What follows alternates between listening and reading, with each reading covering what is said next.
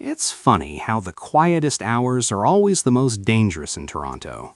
When the city's asleep and spring training is meant to be calm, that's when Ross Atkins seems to sharpen his pen. Just past midnight, while most of us were planning tomorrow's coffee, the Blue Jays reached back into recent history and pulled out something familiar, volatile, and gloriously unhinged. Max Scherzer is back, and suddenly the night feels a lot louder. I had a neat, sensible video plan for the morning. Sensible analysis, tidy conclusions, the sort of thing you record with a clear head and a stable heartbeat. That plan lasted exactly one tweet. When the news dropped, it felt like a fire alarm in an empty building. You don't ignore it, you don't ask questions first, you just run toward it. And here we are, wide awake together on the Blue Jays report, trying to process a move that makes absolutely perfect sense and no sense at all, which is usually how the best Blue Jays stories begin. And let's be honest, this isn't a signing you explain with a spreadsheet. If you're looking for pristine numbers and comforting projections, Max Scherzer at this stage of his career will probably make you nervous. The ERA from last season doesn't sparkle, the mileage is real, the age is unavoidable. He's over 40, and in baseball years that's practically a mythological creature. But if you think this signing is about tidy stat lines, you've already missed the point. This is about presence. This is about what happens when a rotation that was already borderline intimidating suddenly gains a man who treats the mound like a personal battleground. Scherzer doesn't just pitch games. He changes the emotional temperature of a clubhouse.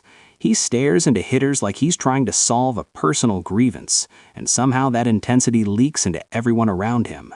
You can't quantify that, but you can feel it, and the Blue Jays have been craving exactly that edge. I keep picturing him walking into camp, eyes blazing, while a group of younger arms suddenly stand a little straighter. That's the real value here. A mentor who doesn't mentor gently, a competitor who doesn't tolerate drifting. For pitchers like Bowden Francis, Yariel Rodriguez, and especially the carefully managed future aces who will have innings limits and development plans, Scherzer's a living reminder that preparation isn't optional. It's a lifestyle. Now, the practical questions are already swirling, and they're deliciously messy. Where does this leave Eric Lauer? How patient will the club be with Scherzer's ramp-up? Are we talking April, May, or one of those vague baseball timelines that feels deliberately evasive? The beauty of this signing is that it gives the Blue Jays options, and options create pressure. Pressure reveals truth. Not everyone survives that, and that's kind of the point. What I love most is how this move exposes the front office's mindset. This isn't fear, this isn't desperation, this is confidence bordering on audacity. The rotation was already strong, and instead of admiring it, they added volatility. They added noise. They added a man who has pitched Game 7s and treated them like personal challenges rather than historic moments. That matters when October stops being theoretical. There's also something deeply entertaining about the timing of it all. A weekday night, spring training games barely finished, reporters half asleep, fans refreshing timelines like it's trade deadline day. If you're still up watching this with me, you're my kind of person, by the way. Drop a like, subscribe if you haven't already, and welcome to the Insomnia Club. This is what following baseball properly looks like. We'll get the contract details soon enough. 1 year feels likely, the money will land somewhere reasonable. None of that changes the emotional weight of the move. Scherzer isn't here to carry the rotation on his back for 30 starts. He's here to sharpen it, to challenge it, to make every fifth day feel earned rather than assigned. And that's why this signing lingers in your mind.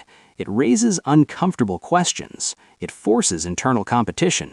It signals that the Blue Jays aren't waiting politely for windows to open. They're kicking them wider. Pair this with the rest of the offseason, the adjustments, the calculated risks, and suddenly the narrative shifts. This isn't a team hoping things break right. This is a team daring them to.